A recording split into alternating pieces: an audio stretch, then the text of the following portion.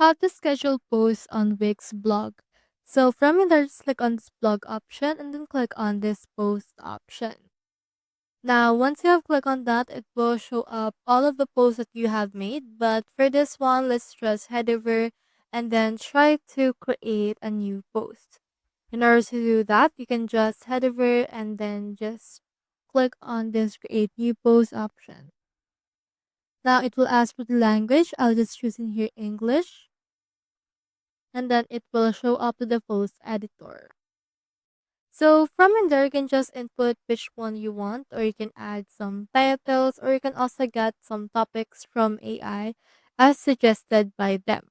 So for example, right here, I'll just choose this right here and I'll just write with AI. So I will actually do this in order to speed up our tutorial. But if you have a blog of your own, you can head over and then just type it right here and then just do the works from there.